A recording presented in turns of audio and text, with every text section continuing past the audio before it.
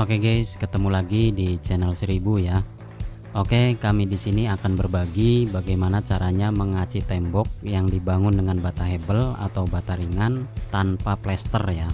Kalau orang sini nyebutnya itu tanpa diteplok dengan adukan. Jadi langsung diaci. Apakah bisa? Jawabannya bisa guys. Mungkin alasan yang mendasar dari dilakukannya proses acian tanpa plester ini karena kita ingin lebih menghemat biaya ya guys. Ya boleh saja, tapi kita harus tahu juga triknya ya, agar hasil akhirnya itu tidak mengecewakan. Acap kali ketika kita melakukan acian tanpa melakukan peneplokan terlebih dahulu atau plester, itu akan menyebabkan hasil pengecatan itu muncul berupa garis guratan antar sambungan bata hebelnya. Untuk menghindari itu, kalian tonton saja video ini sampai selesai. Jangan lupa juga subscribe dulu channelnya jika kalian belum subscribe. Oke, langsung saja. Langkah pertama, setelah pembangunan tembok hebel itu sudah selesai seperti ini, silahkan bersihkan dulu dengan menggunakan sapu lidi atau menggunakan apalah agar bersih dari kerikil-kerikil yang mengganggu ya. Jadi nanti proses pengaciannya itu lebih mudah ya, dan hasilnya lebih maksimal. Jika ada permukaan yang tidak rata ya, brenjol-brenjol gitu, tinggal disusruk saja pakai sendok ya, bukan sendok makan tapi sendok bangunan. Disapu sampai benar-benar bersih. Kemudian langkah yang kedua, siram atau basahi permukaannya itu dengan air. Kenapa harus dibasahi? Ini agar proses pengacian juga lebih mudah. Karena bata hebel itu sifatnya mudah sekali menyerap air, efeknya nanti acian itu akan lebih cepat kering. Makanya harus dibasahi dulu guys. Kemudian juga jika dibasahi dulu, itu daya rekat acian dengan bata hebel itu akan lebih baik, lebih rekat, lebih kuat gitu guys. Jadi itulah alasannya kenapa harus dibasahi dulu ya. Oke, selanjutnya tahap yang ketiga, jika setelah selesai dibasahi, jangan langsung dilakukan proses pengacian dengan adonan semen guys, tapi lapisi dulu dengan menggunakan mortar atau kompon khusus ya untuk bata hebelnya itu. Ini penting ya. Kenapa? Alasannya yang pertama adalah agar daya rekat acian nantinya itu akan lebih kuat. Antara semen, contohnya misalkan 3 roda lah, jika langsung ditempelkan ke bata hebel itu daya rekatnya kurang kuat guys. Semen itu melekat baiknya itu pada permukaan mortarnya, maka lapisi dulu bata hebelnya itu dengan mortar. Metode ini juga dilakukan agar hasil pengecatan itu tidak menimbulkan guratan-guratan yang seperti saya sebutkan dari awal guys, guratan-guratan antar sambungan bata hebelnya itu ya. Jadi walaupun kita mengacinya tipis, dengan metode ini tidak akan menimbulkan guratan guys, aman lah. Selanjutnya tahap yang keempat, setelah lapisan mortar selesai, baru kita aplikasikan proses pengacian semen guys. Lakukan seperti pada umumnya orang mengaci lah. Gunakan roskam untuk meratakannya agar lebih rata dan cepat guys.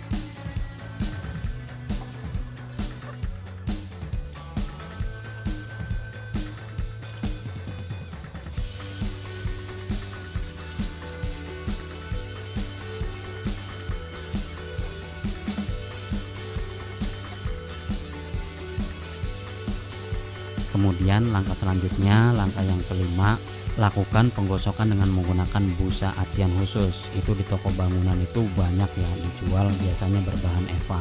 Atau kalau tidak ada, kita bisa menggosoknya dengan menggunakan kertas semen guys. Nanti hasilnya akan halus seperti ini. Selanjutnya langkah yang keenam, biarkan kering dulu lapisan aciannya ya. Baru setelah itu kita bisa mengecatnya.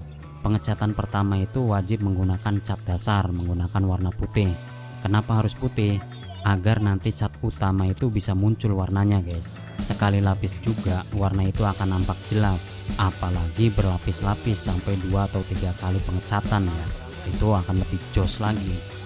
Jika tidak dilapisi dengan menggunakan cat dasar warna putih, penggunaan cat utama itu akan lebih boros karena warna aslinya itu nggak bisa muncul-muncul guys. Timbulnya ya nanti hasilnya akan jelek. Selain itu, aplikasi cat dasar itu bisa sangat membantu sekali meminimalisir dari guratan-guratan itu ya, guratan-guratan antar sambungan bata hebelnya itu.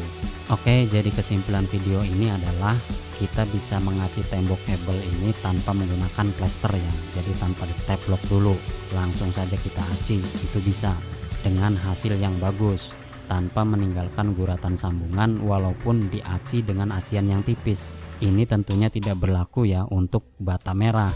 Kenapa? Karena kalau bata merah itu wajib untuk di taplok dulu, untuk di plester dulu.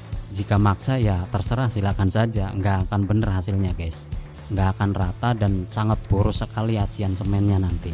Dan juga jangan maksa tukang untuk melakukan hal itu ya, karena pasti tukang juga nggak akan mau.